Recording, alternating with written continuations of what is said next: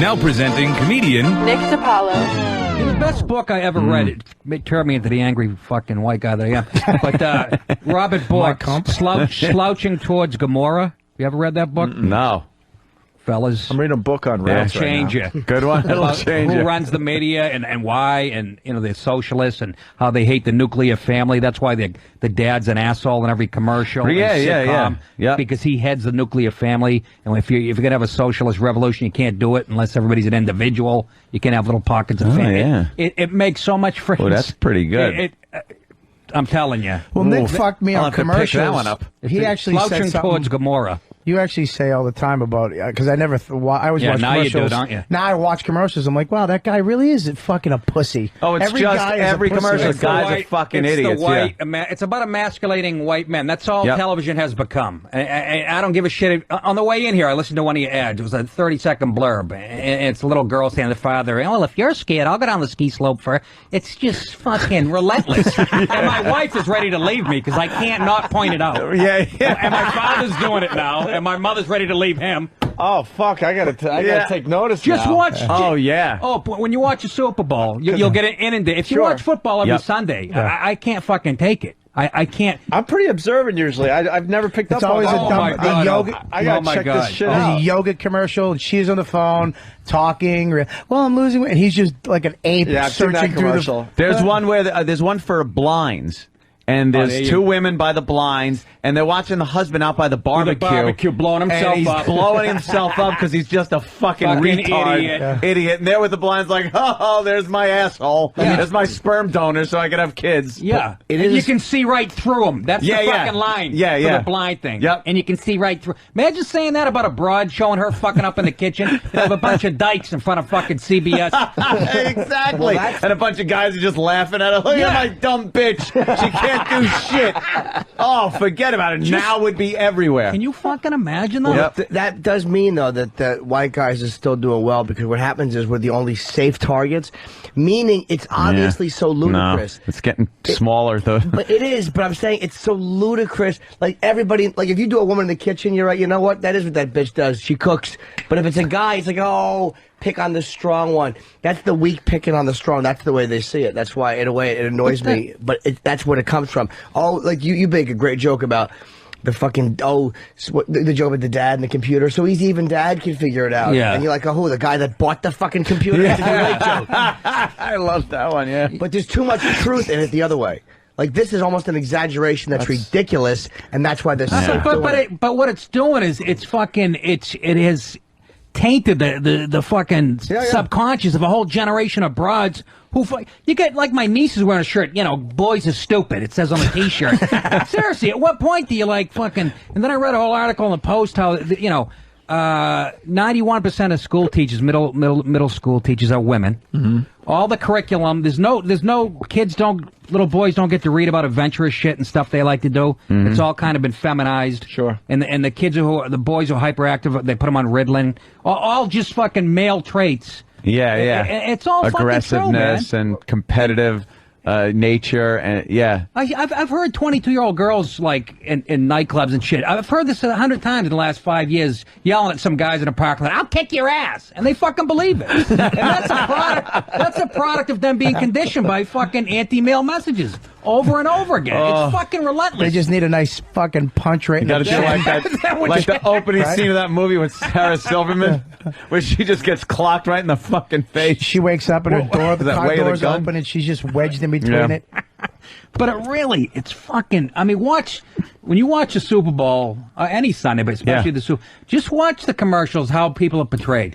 It's always like a bank lunch. It'll be a black boss with a nice suit on, and a white guy with a shitty tie, $4 shirt, fucking messy hair. Yeah. Every white guy has a receding hairline and is an ugly fuck and just unlikable. I want to know who's casting What's this wrong shit. with that? Huh? What's wrong with that? Please. You know what gets me? There's a commercial now that gets me, and if it was the other way around, it would just be fucking unheard of. Yeah. It's I think for a bank. WAMU, I think. Yeah. And it's this black guy seems to have corralled up a load of old white guys. Yeah. And he's leading them around with his cleverness and trickery.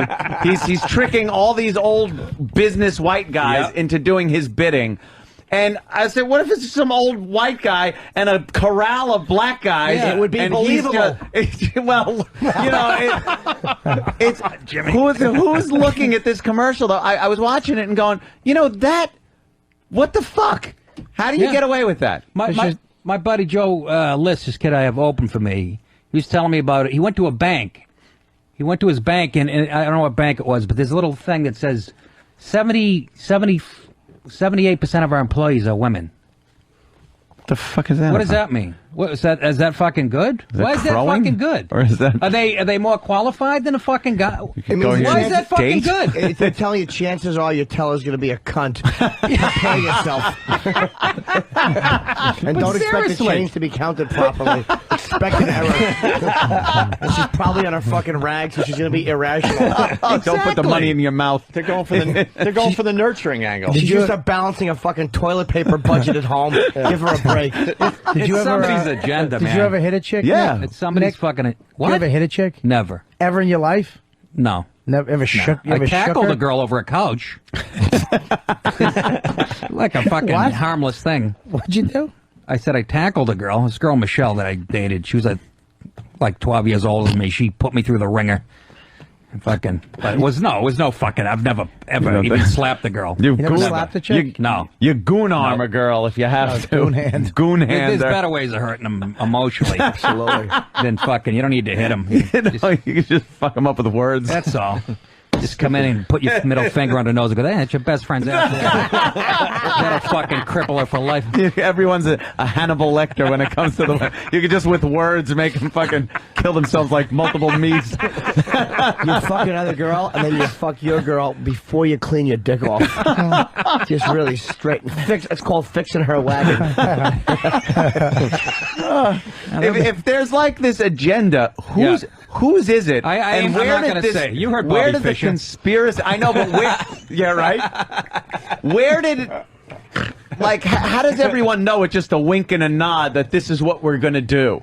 This is the course we're going to pursue without some secret society meeting at this huge 100 million person arena. Colin Quinn is a great theory on that, because I do say it's a conspiracy, but he says it's not. They're so ingrained, and they have people believing it doesn't have to be a conspiracy. It's just accepted. It just grew into it. Yes. It evolved somehow I think it's still 6 guys making phone calls. Let's make the Gentile guy look like the asshole. Not saying anything. It went from, the 50s, Leave It to Beaver, kind of Ward Cleaver was the fucking man in charge. Father knows best. Would they ever say that today in a fucking million Father years? knows best. No way. That would be sexist, fucking, misogynist. You're saying the father knows better than the wife? How do you know? How dare you? She's college educated, and all right. Sorry. When's the last time, I ask this on stage a lot, I go, when's the last time a fictional character, woman, was portrayed as angry, stupid, mean, or just unlikable? Fucking all the family? No, she was likable. Yeah, exactly. Somebody always goes, Suzanne Summers was... I go, thank you for proving my fucking point. 1975. 75, a ditzy blonde. When's the last time you had a broad who was unlikable, fictional character, just had negative qualities? And just not empowered, kind of a thing? Because you could say, like, Roseanne was very negative, but she had the, she had the juice in the family, and she was funny. Yeah. But seriously, it's fucking... Yeah, it's like Suzanne Summers, all the little fucking titty things from the 70s, and then you're just it's all empowered, strong. I mean, if I see one more fucking movie where like Meg Ryan's beating up 6 Navy SEALs, I'm gonna who needs that? What the fuck? Seriously, I can't get past. There's no reality in it. Remember when there used to be sex objects in films? Yeah, they don't have any of that. No gratuitous. That's shots another of thing that boobs gets and me, ass and anymore. I've talked about this on the air. I watch Discovery Channel. I like the Military Channel, and when they do interviews with pilots, love it. Black, white, the same thing. Right. These guys are by the fucking book, and I love it. You watch a movie with a black guy as a fighter pilot, and it's like, yeah, missile away, motherfucker. Yeah, I'm bringing that guy down and shit. It's like, that doesn't sound like any pilot I've heard interviewed on any fucking channel. 310 to Yuma. Did you see 310 to Yuma? Yeah. The Western? Yep. Right at the beginning, Russell Crowe, not Russell Crowe, who's the fucking other guy? The other guy, yeah. His name's Christian Bale. Who was the other? Christian Bale. Christian Bale. His wife's, we make decisions together. That's not how fucking women talked in 1850 to their husband. Really? And I'm not saying, I know you're going, he's a reactionary. That's how he wants it. Fucking maybe. But the fucking little kid is being real snotty to his father, Christian Bale. You know, shit wouldn't happen. Not back fucking then. kids didn't talk to their. No. They take painstaking detail to get the fucking outfits right from 1850, but they have the kid talking like he was born in 1986, and I can't get past it. I want to enjoy this fucking movie, but there's a liberal streak. I just saw that one Into the Wild that Sean Penn directed. Oh Christ! And just anything he does. I mean, I would have loved it but I can't get past the fucking message behind it. That capitalism's fucking bad. It had the mother and father who didn't treat the kid good. They were all about money and material things. Yeah. I mean, there's some truth, but I can't get fucking past it. It's just it's like watching propaganda. And I still enjoyed, as bad as the message was, I still enjoyed some of the fucking movie. It was that good a story. But I can't. That's a great observation. There are things. There are just things going on. There are things going on. I like the 6 guys on the phone theory. But I can't. You know, it's fun, and people don't have time, because people are working. They have families, 50 hours.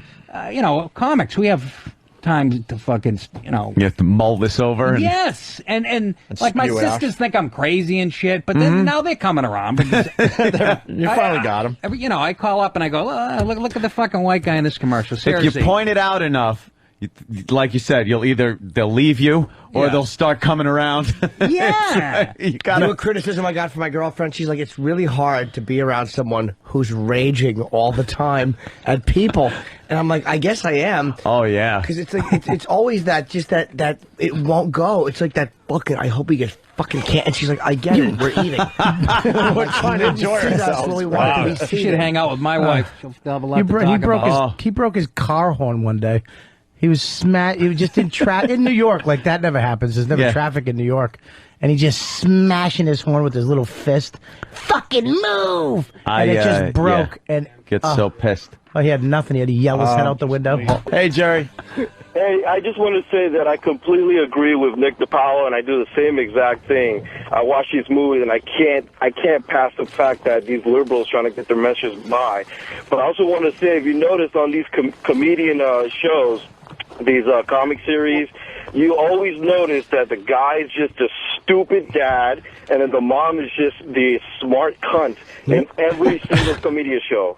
Yeah, like comedian show. Everybody loves Raymond, King of Queens. Yeah. He's saying he invented the comedy show. I love that. Whereas one of the greatest ever, the guys were strong and awful. Like in All in the Family, Archie, he loved Edith, it was obvious, but she was a fucking dope. Louis was a brutal guy, even though he wasn't married, in Taxi. So it's like where the fucking shows have been the greatest.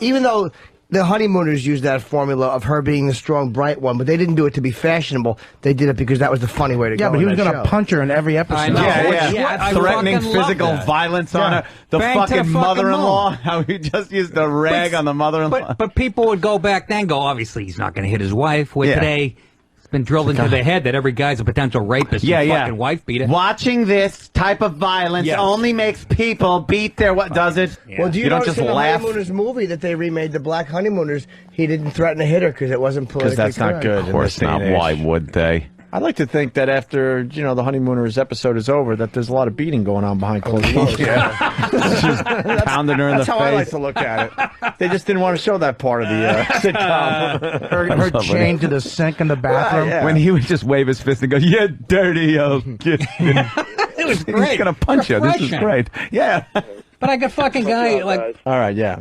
I do my radio show and we're talking about sitcom, and the guy goes, actually said, one of my listeners, 2.5 Men is kind of edgy. Oh, what you fucking...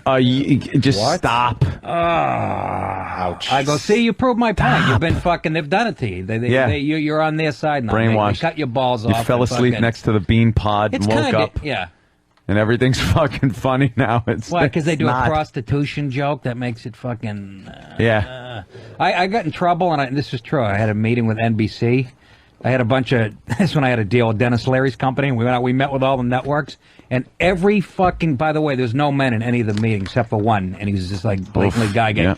But every time, every meeting, the first question was, so what's the relationship part of your show?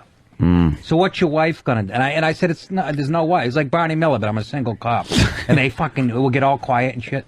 And in the last meeting, I go, they go, so how do you see the relationship party show? I go, in the pilot, I'm gonna push my pregnant wife down the stairs. Just to make a fucking, and not even Dennis laughed or anybody. Fucking, and everybody get quiet and shit. And Jim Serpico, Dennis's partner, sent the lady roses the next day from NBC. Oh my God! Are you kidding me? I swear to fucking God, That's it got all hysterical. fucking quiet and shit. I was hoping somebody would giggle. They're supposed to understand comedy. Jesus Christ! Yeah. I think that's actually on the funny pilot. if you're meant to do it. Pilot episode. Jimmy only finds it funny. You're like W.C. Fields. What W.C. Fields said, that's the difference between a comedian and just a regular person. To make a regular person laugh, you dress a person up like an old lady, push him down the stairs. To make a comedian laugh, you actually push your old lady down. That's good. Hey, this is Nick Dipaolo, and if you're interested in seeing me live, go to nickdip.com. That's one word, nickdip.com. To get all your Nick Dipaolo touring information and maybe buy a stupid hat and a shot glass. It's the worst of the Opie and Anthony show. It's the best. The best of the worst of the comedians of the Opie and Anthony show. Just hilarious. I'm sorry. Yeah. Really funny. Really awful, too, by the way. I'll acknowledge that. Holy mother of God.